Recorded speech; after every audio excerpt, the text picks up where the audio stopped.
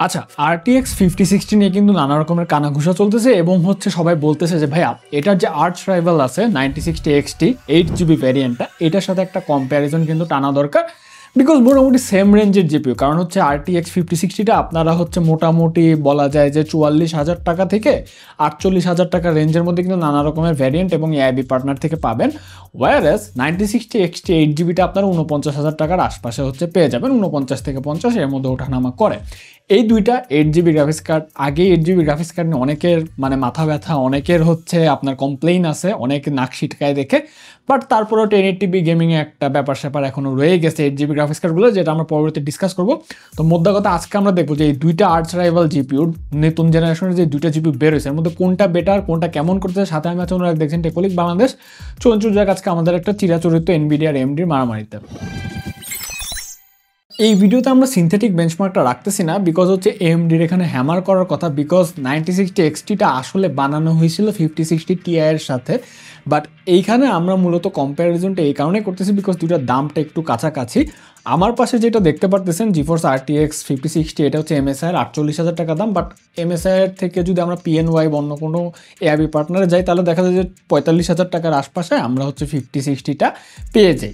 আর 9060 XT এটা হচ্ছে পাওয়ার কালারের রিপার সিরিজের, এটা দামটা হচ্ছে 49,000 টাকার মতো পড়বে। একটু আমি ক্লিয়ার করে নিলাম।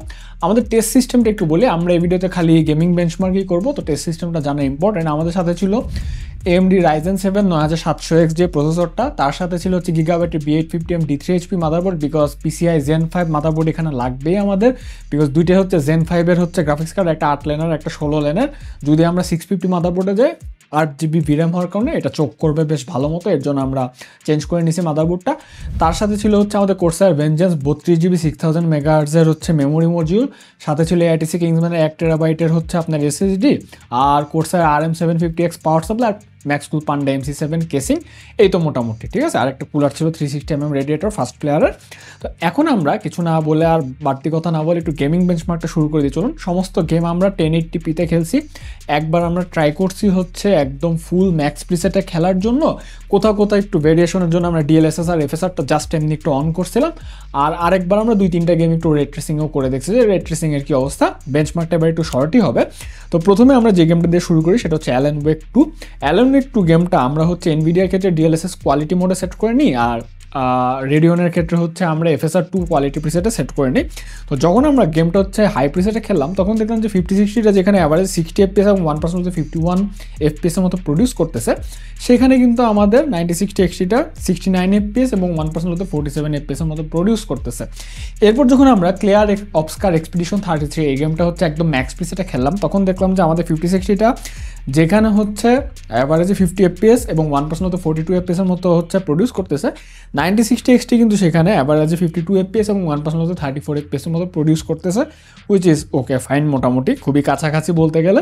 তারপর যখন আমরা একটু গোস্ট অফ সুশিমাতে মুভ অন করি তখন দেখলাম যে আমাদের 5060টা ভেরি হাই প্রিসেটে অ্যাভারেজে 80 FPS এবং 1% মতো 69 FPS এর মতো প্রডিউস করতেছে।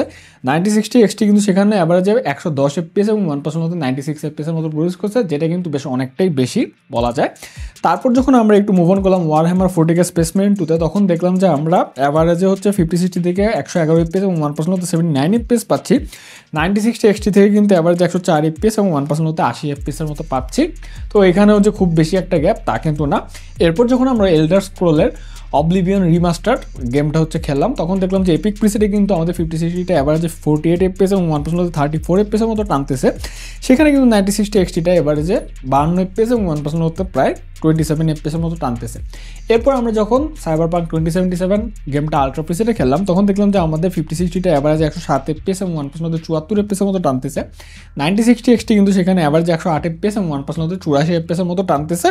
এইখানেও কিন্তু খুব একটা গ্যাপ নেই, জাস্ট 9060 XTতে আমরা কিছু জায়গায় স্টেবল হচ্ছে 1% লোটও দেখতে পারতেছি, যেটা আবার সব গেমের ক্ষেত্রে যে সেরকম হয় তা কিন্তু না। যাই হোক, সবার লাস্টে যখন আমরা হরাইজন ফরবিডেন ওয়েস্টে মুভ অন করলাম তখন দেখলাম যে 5060টা অ্যাভারেজ 88 FPS এবং 1% মতো 74 FPS এর মতো পুশ করতেছে, সেখানে কিন্তু 9060 XTটা অ্যাভারেজে 86 FPS এবং 1% মতো 72 FPS এর মতো হচ্ছে পুশ করতেছে। তো দুইটা গ্রাফিক্স কার্ডে যদি আমরা একটু কস্ট পার ফ্রেম দেখি, আর রেসপেক্টিভলি হচ্ছে 45,000 টাকা আর 49,000 টাকা দাম ধরে, তাহলে আমরা দেখলাম যে আপনি যদি 5060 দিয়ে একদম আলট্রা প্রিসেটটা হচ্ছে গেমিং টেমিং করেন তাহলে সেই ক্ষেত্রে কিন্তু আপনাদের জিপিউটা আপনাকে আপনাকে 1080p গেমিংয়ে 77 FPS এর মতো প্রডিউস করে দিবে, বাট বদলে আপনার থেকে 579 টাকার মতো নিবে। বাট আপনি যদি 9060 XT দিয়ে গেমিং করেন তাহলে দেখবেন যে হচ্ছে জিপিউটা কিন্তু আপনাকে 83 FPS এর মতো প্রডিউস করে দিচ্ছে, বদলে আপনার খরচ করাচ্ছে অ্যাভারেজে হচ্ছে 590 টাকার মতো। তাহলে হিসাবটা কি দাঁড়ায়? হিসাবটা এটাই দাঁড়ায় যে 9060 XT কিন্তু আপনার থেকে 11 টাকার মতো বেশি নেবে, যেটা 2% বেশি। 11 টাকা বেশি নিয়ে আপনাকে কিন্তু প্রায় 7.8%-এর মতো এক্সট্রা পারফরমেন্স বা FPS হচ্ছে ডেলিভারি দিবে। তো এটা যদি একটু পার্সেন্টেজের হিসাব করি তাহলে এটাই দাঁড়ায় যে 2% এক্সট্রা টাকা নিয়ে প্রায় 7.8%-এর মতো এক্সট্রা পারফরমেন্স আপনাকে ডেলিভারি দিচ্ছে। অর্থাৎ এখানে অল্প কিছু সামান্য টাকা বেশি নিলেও তার থেকে বেশি কিন্তু আপনাকে 9060 XTটা ডেলিভারি করে দিচ্ছে। তারপরে ডেফিনেটলি আপনি যদি 49,000 টাকা দিয়ে 9060 XT নেনও তাহলে কিন্তু এটা ডেফিনেটলি ওয়ার্থ ইট। ওকে, তো এখানে বোঝা যায় যে গেমিংয়ের ক্ষেত্রে যে ওয়ার্থ ইটের ব্যাপারটা সেটা 9060 XT আপনাকে বেশি করে দিবে। বাট এই দুইটা গ্রাফিক্স কার্ডের আমরা একটা প্রোডাক্টিভিটি ভিডিও করছিলাম কয়েকদিন আগে, যেটা আপনারা দেখতে পারেন, সেখানে কিন্তু 5060 আবার অন্যান্য সব জিপিইউকে হ্যামার করে দিছে। তো ওভারঅল যে প্রোডাক্টিভিটির যে সাইডটা সেটা কিন্তু 5060 দিকে বেশি থাকবে। আমরা একটু রে ট্রেসিং গেমিংও হালকা পাতলা করি যে কি অবস্থা, কেমন সমাচার, AMD রে ট্রেসিংয়ে কতটুকু কী আছে। তো দেখলাম যে Alan Wake 2 যখন আমরা একটু রে ট্রেসিংটা লো মোডে অন করলাম তখন দেখলাম যে আমাদের 5060টা অ্যাভারেজে 37 FPS এবং 1% মতো 32 FPS এর মতো দিচ্ছে, 9060 XTটা অ্যাভারেজে 33 FPS এবং 1% মতো 29 FPS এর মতো দিচ্ছে। আর এল্ডার স্ক্রোল যখন অবলিভিয়ন রিমাস্টারটা আবার একটু আমরা লুমেনটা অন করলাম, এখানে রে ট্রেসিং না লুমেন বলে আর কি। তো লুমেনটা অন করার পর দেখলাম যে 5060টা অ্যাভারেজে 43 FPS এবং 1% মতো 21 FPS দিচ্ছে। 9060 XTটা কিন্তু এখানে বেশ কম, অ্যাভারেজে 31 FPS এবং 1% মতো 16 FPS এর মতো দিচ্ছে। অর্থাৎ AMDর রে ট্রেসিংয়ের গ্যাপটা এখানে একটু বেশি বোঝা গেছে। সবার লাস্টে যখন আমরা একটু সাইবারপাঙ্ক রে ট্রেসিং আলট্রা মোডে রেখে সেট করে খেলাম তখন দেখলাম যে আমাদের 5060টা অ্যাভারেজে 46 FPS এবং 1% মতো 33 FPS দিচ্ছে। সেখানে কিন্তু আমাদের 9060 XTটা অ্যাভারেজে 42 FPS এবং 1% মতো 33 FPS এর মতো দিচ্ছে। অর্থাৎ মোটা দাগে বলা যায় যে 5060 এখনও রে ট্রেসিংয়ের বস হিসাবেই থাকতেছে বা এনভিডিয়া এখনও বস হিসাবে থাকতেছে। AMD might have ক্লোজেন the gap অনেকটাই, বাট তারপরও Nvidia is the way to go রে ট্রেসিং নিয়ে যদি যারা কেউ গেমিং করেন। বাট এই বাজেটের যে গ্রাফিক্স কার্ডগুলো আছে এখন সেটা নিয়ে গেমিং করা রে ট্রেসিংয়ে কতটুকু যুক্তিযুক্ত এটা আপনাদের কাছে প্রশ্ন থাকলো। এখন সবথেকে বড় প্রশ্ন যে আপনারা তো সবাই দেখছেন যে হচ্ছে 5060কে সবাই স্পেশালি এনভিডিয়াকে ধুয়ে দিচ্ছে 8GB VRAM নিয়ে, এখনও কেন 8GB VRAM ছাড়তেছে। বাট আমার এখানে কিছু কথা আছে, বাট তার আগে আমি একটু ডিসক্লেমার দিয়ে নিই। আমি কিন্তু এনভিডিয়ার ওয়ান অফ দ্য বিগেস্ট সমালোচক বলা যায়।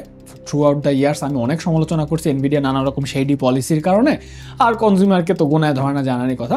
বাট 5060 8GB নিয়ে একটা কথা হচ্ছে যে এনভিডিয়া যদি 5060 8GB বের করে তাহলে সমস্যাটা কি? একটা কথা আগে আপনাকে ভালো মতো বুঝে নিতে হবে যে 8GB গ্রাফিক্স কার্ড কোনোভাবেই 2K গেমিং 1440p গেমিং এগুলোর জন্য কোনোভাবেই হচ্ছে জাস্টিফাইড না, কোনোভাবেই ইউজ করার মতো না। বাট 8GB VRAM-এর কিন্তু মার্কেটটা এখনও 1080p গেমিংয়ে আছে।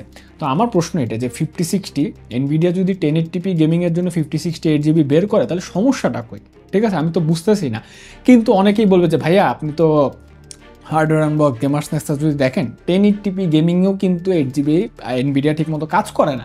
ঠিক আছে, আমার প্রশ্ন হচ্ছে আপনারা যদি একটু দেখেন গেমিং বেঞ্চমার্কগুলো, অধিকাংশ যেসব 1080p আলট্রা প্রিসেটে 8GB VRAM চোখ করে সেগুলো কিন্তু হচ্ছে দেখা যায় যে আনঅপটিমাইজড পোর্ট থাকে বা PS পোর্ট থাকে, গেমগুলো মোদ্দা কথা হচ্ছে আনঅপটিমাইজ থাকে, ওগুলোতে কিন্তু দেখা যায় যে 8GB VRAMকে এক্সিড করে যায়।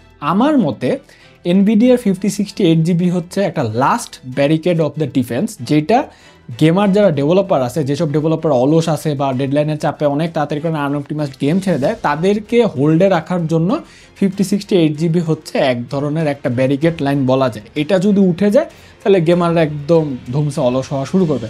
কারণ আপনি যদি সেম গেমই প্লে স্টেশনে দেখেন, প্লে স্টেশনে কিন্তু এর থেকে অনেক ইনফেরিয়র হার্ডওয়্যারে ওইখানে কি গেম অপটিমাইজ করে ভালো মতো দিচ্ছে না, ওইখানে কি আপনার 4K গেমিং আপস্কেলিং দিয়ে হোক, বাট ওইখানকার হার্ডওয়্যার তো ফার মোর ইনফেরিয়র, ওখানে কি চলতেছে না? ওখানে কিন্তু ডেভেলপাররা ঠিকই করতেছে, সিঙ্গেল মেশিনে ভালো মতো অপটিমাইজ করে দিচ্ছে, যত সমস্যা হচ্ছে পিসির ক্ষেত্রে। ঠিক আছে, তো এইখানে 5060 8GB কিন্তু কিছু এরকম ভ্যালিড পয়েন্ট আছে এটাকে স্ট্রংলি ব্যাক করার জন্য। বাট এনভিডিয়ার ক্রিমিনালিটিটা আসলে কোথায়? এনভিডিয়ার ক্রিমিনালিটিটা হচ্ছে এই যে দেখতেছেন না 128 বিট, ওরা কিন্তু লাস্ট 4060 থেকে 128 বিটটা দিয়ে রাখছে। এইটা এনভিডিয়ার ওয়ান অফ দ্য ক্রিমিনালিটি। বাস বিটটা কমানোর কারণে ডাটার যে ফ্লো হয়, যে স্ট্রিমে ডাটার ফ্লো হয়, ওটা কিন্তু চিকন হয়ে আসছে, যার কারণে কিন্তু মাঝে মাঝে 1% লোতে দেখা যায় যে ঠিকঠাক পারফরমেন্স করতেছে না এই জিপিইউগুলো, যেটাকে এনভিডিয়া চেষ্টা করে অপটিমাইজেশন দিয়ে পার করতে। অ্যান্ড সব থেকে বড় ক্রিমিনালিটি হচ্ছে ভাইয়া 5060 8GB জন্য যে কথা খাটে, 5060 Ti 8GB তাহলে কেন হেড রেট পাচ্ছে? এইটার এত হেড রেট পাওয়ার কারণ কি, বা এটাও কি তাহলে জাস্টিফাই করা যায়? না, 5060 Ti 8GB একটা এনভিডিয়ার ক্রিমিনাল জিপিইউ, বিকজ একটা জিপিইউ যেটার নাম 5060 Ti যেটা 2025 সালে রিলিজ হয়েছে, যেটার পারফরমেন্স কিন্তু রেডিয়ন RX 7700 XT যে গ্রাফিক্স কার্ডটা আছে ওটা থেকে 4 থেকে 5% বেশি। রেডিয়ন RX 7700 XT কিন্তু একটা মার্কা মারা হচ্ছে 2K জিপিইউ, 1440p গেমিংয়ের বস ওয়ান অফ দ্য, এবং 2025 সালে যেহেতু 5060 Ti ট্যাগ নিয়ে একটা হচ্ছে আপনার গ্রাফিক্স কার্ড রিলিজ হয়েছে, তো ডেফিনেটলি এটা একটা 2K 1440p gaming graphics card, এটা কিন্তু বলাই যায়, ঠিক আছে, দাম হিসেবে বিবেচনা করলো।